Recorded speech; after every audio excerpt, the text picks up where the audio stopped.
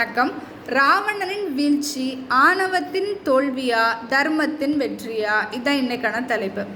ராவணன் அப்படின்னாலே யார் ஒருவரையும் எதிர்க்க வல்லவன் அப்படின்னு பொருள். ராவணன் 10 தலைகளை உடையவன், சிவபக்தன், இலங்கைக்கு பேரரசன், 4 வேதங்களையும் நன்கு கற்றவன்.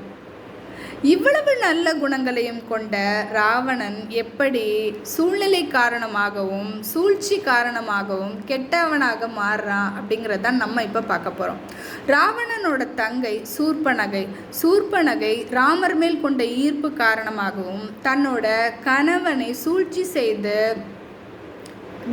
வீழ்த்தின ராவணனை பழிவாங்கவும், மூன்றாவதாக தன்னோட காதையும் மூக்கையும் சேதப்படுத்திய லக்ஷ்மணனும், நான்காவதாக பெண்கள் மீது சற்று நிதானமற்றவனாக இருக்கும் ராவணனையும், இவ்வளவு வலைகளையும் ஒன்றாக பின்னி அந்த சூழ்ச்சி வலையில ராவணனை சிக்க வைக்கிறாங்க சூர்பனகை. மேலும் சீதையை பற்றியும் சீதையோட அழகை பற்றியும் ராவணன் கிட்ட எடுத்து சொல்லி ராவணனுக்கு ஆசையை தூண்டி காம உணர்ச்சியை ஏற்படுத்துகிறாங்க சூர்பனகை. ராவணன் சீதையை கடத்த முடிவெடுத்து தன்னோட மாமா மாரீசன் கிட்ட உதவி கேட்குறாங்க. அப்போ மாரீசன் ராவணனுக்கு அறிவுரையெல்லாம் கூறி இப்படிலாம் பண்ணக்கூடாது அப்படின்னு சொல்கிறாரு. நீங்கள் இந்த உதவியை பண்ணலை அப்படின்னா நான் உங்களை கொன்றுவேன் அப்படின்னு ராவணன் சொல்கிறாரு. அதுக்கு மாரீசன் மனசில் என்ன நினைக்கிறாருன்னா, நான் சீதையை கடத்திட்டு வந்தால் ராமர் என்னை கொன்றுவார், நான் போகலை அப்படின்னா நீங்கள் என்னை கொன்றுவீங்க, அதுக்கு நான் ராமர் கையாலே செத்துட்டு போயிடுறேன் அப்படின்னு சொல்லி முடிவெடுத்து இந்த வேலையை செய்ய ஒத்துக்கிறாரு மாரீசன் ஒரு மாயமானாக மாறி சீதையை கவர்ந்து ராமர் லக்ஷ்மணர்களை திசை திருப்பி அந்த சமயத்தில் ராவணன் என்ன பண்ணுறாரு, சீதையை தன்னோட பறக்கும் வாகனத்தில் கடத்திட்டு போயிடுறாரு. அந்த சமயத்தில் தான் ஜடாயு ராவணனை பார்த்து இந்த மாதிரி சீதையை விட்டு விடுங்க அப்படின்னு சொல்லி அறிவுரையெல்லாம் கூறுறாரு. சரியான கோபம் அடைந்த ராவணன் என்ன பண்ணுறாரு, ஜடாயுவோட ரெக்கையெல்லாம் வெட்டி விட்டுறாரு. மேலும் ஜடாயுவை வீழ்த்திடுறாரு. அதுக்கப்புறம் அனுமன் சீதையை தேடி இலங்கைக்கு அக்ஷயகுமாரை வீழ்த்திடுறாரு. இதை கேட்ட ராவணனுக்கு ரொம்ப கோபம் என்ன சொல்கிறாருன்னா, அந்த அனுமன் இங்கே கூட்டிகிட்டு வாங்க அப்படின்னு சொல்ல இந்திரஜித் தான் அனுமனை கூட்டிகிட்டு ராவணன் கிட்ட விடுறாங்க. அப்போ விபீஷ்ணர் என்ன சொல்கிறாருன்னா, ஒரு தூதனை கொல்றது தவறு, அது அறமான செயல் அல்ல அப்படின்னு சொல்கிறாரு. அதனால் அந்த அறிவுரையை ராவணன் கேட்டுக்கிறாரு. அடுத்து விபீஷ்ணர் என்ன சொல்கிறாருன்னா அண்ணன் கிட்ட, அண்ணா நீ மாற்றானின் மனைவியை அடைய நினைப்பதெல்லாம் தவறு, இதை விட்டு விடுங்க, சீதையை விட்டுருங்க அப்படின்னு சொல்லி கேட்குறாரு. ஆனால் ராவணன் கேட்குறதா இல்லை. உடனே ராவணன் என்ன சொல்கிறாருன்னா, வெளியே இருக்க பகைவர்களை நம்மளோட வீரத்தால் வீழ்த்திடலாம், ஆனால் உள்ள நம்மக்கிட்டேயே இருக்க பகைவர்களை ஒழிக்க முடியாது அப்படின்னு விபீஷ்ணரை சொல்கிறாரு.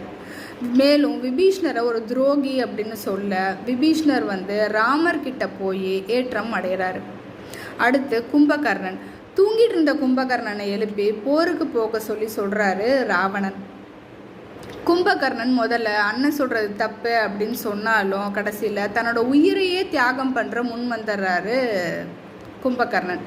மேலும் விபீஷ்ணர் ராமர் பக்கம் இருக்கிறாரு. அதனால கும்பகர்ணனை கூப்பிட்டு சொல்கிறாங்க விபீஷ்ணன், அண்ணா நீயும் இந்த பக்கம் வந்துடு, இந்த அறம் பக்கம் நீயும் வந்துடு அப்படின்னு கூப்பிட்றாரு. அதுக்கு கும்பகர்ணன் என்ன சொல்கிறாருன்னா, நாம் அனைவரும் ஒரே கருவறையில் இருந்தவர்கள், அண்ணன் குடித்த மிச்ச பாலை தான் நானே குடித்தேன், அதனால் எனக்கு முன்னாடி அண்ணன் இறந்துட்டார்னா நான் எப்படி அதை பார்க்குறது, என் அண்ணன் நல்லா இருக்கட்டும், நீயும் ராமர்கிட்ட போய் நல்லா இருங்க, நான் என்னோட உயிரை தியாகம் பண்ணுறேன் அப்படின்னு சொல்லி தன்னோட உயிரையே அண்ணனுக்காக தியாகம் பண்ணுறாரு கும்பகர்ணன். அடுத்து இந்திரஜித்தை லக்ஷ்மணன் வீழ்த்துறாரு. ரொம்ப எளிதாலாம் வீழ்த்துறார். ரொம்ப நேரம் போராடி இந்திரஜித்தை வீழ்த்துறாரு லக்ஷ்மணன்.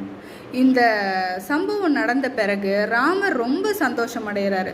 தம்பி உடையான் படைக்கு அஞ்சான் அப்படிங்கிற மாதிரி நீ இந்த செயலை செஞ்சிருக்க அப்படின்னு சொல்லி ரொம்ப மகிழ்ச்சி அடைகிறாரு.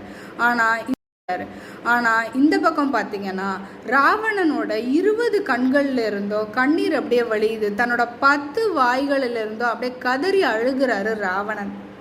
தன்னோட தாய் மண்டோதரி பல முறை ராவணனுக்கு சொன்னாங்க இந்த மாதிரி சீதையை விட்டு விடுங்க அப்படின்னு. ஆனால் ராவணன் கேட்ட பாடு இல்லை. கடைசியில் இந்த மாதிரி இந்திரஜித்துக்கு இப்படி ஆயிடுச்சுன்னு சொல்லி மண்டோதரி ரொம்ப வருத்தப்பட்டு என்ன சொல்கிறாங்கன்னா, என்னோட தலைப்பிள்ளையான இந்திரஜித்தோட தலையையே என்னால் பார்க்க முடியல, இப்படி தலை இல்லாமல் என்னோட தலைப்பிள்ளையை நான் பார்க்குறேனே அப்படின்னு சொல்லி ரொம்ப வருத்தப்பட்டு அழுகிறாங்க. இந்திரஜித் மேலே படுத்து அழுகிறாங்க. இதை தாங்க முடியாத ராவணன் என்ன பண்ணுறான், நேராக நம்மளே போயிடலாம் அப்படின்னு சொல்லி ராமரும் ராவணனும் சந்திக்கிறாங்க. இதை இப்படி சொல்லாமல் அறமும் பாவமும் சந்தித்தது அப்படின்னு கூட நம்ம சொல்லலாம். அது ரொம்ப சிறப்பாக இருக்கும் அப்படின்னு நான் நினைக்கிறேன்.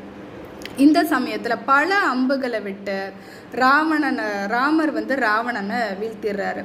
இந்த தருணத்தில் மண்டோதரி ராவணன் மேலே படுத்து இந்திரஜித் மேலே எப்படி அழுதாங்களோ அதே போல் ராவணன் மேலே படுத்து மண்டோதரி அழுகிறாங்க.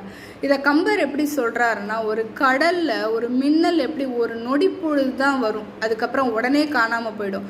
அதுபோல் ராவணன் இறந்த பிறகு இந்த மண்டோதரியோட உயிரும் அதே போல் நொடி பொழுதில் போயிடுச்சு அப்படின்னு சொல்கிறாங்க. கடைசியில் இந்த ராவணனோட வீழ்ச்சிக்கு என்ன முக்கிய காரணம் அப்படின்னு பார்த்தா, முதல் காரணம் மாற்றானின் மனைவியை அடைய நினைத்தது தான் முதல் காரணம். இரண்டாவது காரணம் என்னன்னா, மற்றவர்கள் கூறிய அறிவுரைகளை கேட்க மறுத்தது தான் அவனோட முக்கிய காரணம். ஆக ராவணனின் வீழ்ச்சி அவனோட ஆணவத்தினாலேயே தான், அவனோட ஆணவத்தின் வீழ்ச்சி தான் ராவணனோட வீழ்ச்சியும் அப்படின்னு சொல்லி விடை பெறுகிறேன். நன்றி, வணக்கம்.